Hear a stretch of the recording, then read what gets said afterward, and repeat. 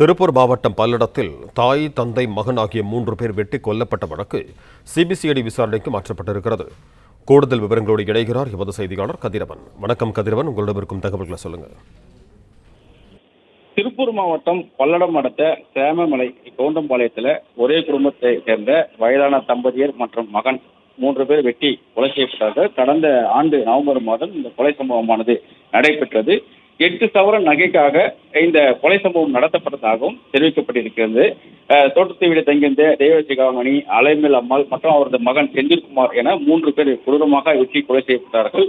இந்த கொலை வழக்கில் குற்றவாளிகளை போலீசார் தனிப்படைகள் அமைக்கப்பட்டு 14 தனிப்படைகள் அமைக்கப்பட்டு தேடி வந்த நிலையில 110 நாட்கள் ஆகியும் இந்த விசாரணையில் எந்த விதமான முன்னேற்றம் இல்லாத நிலையில தற்போது இந்த வழக்கானது சிபிசிஐடிக்கு மாற்றப்பட்டிருக்கிறது.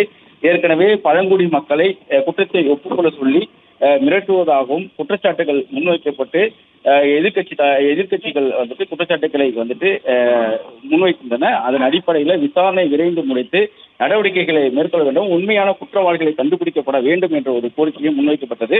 அதன் அடிப்படையில் இந்த வழக்கை தற்போது சிபிசிஐடிக்கு மாற்றி டிஜிபி அவர்கள் உத்தரவிட்டிருக்கிறார். இந்த வழக்குக்கு சிபிசிஐடி விசாரணை அதிகாரி ஒருவர் நியமிக்கப்பட்டு விரைவில் விசாரணை தொடங்க இருப்பதாகவும் தெரிவிக்கப்பட்டிருக்கிறது.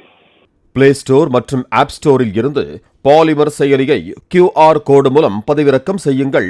செய்திகளை உடனுக்குடன் பெறுங்கள்.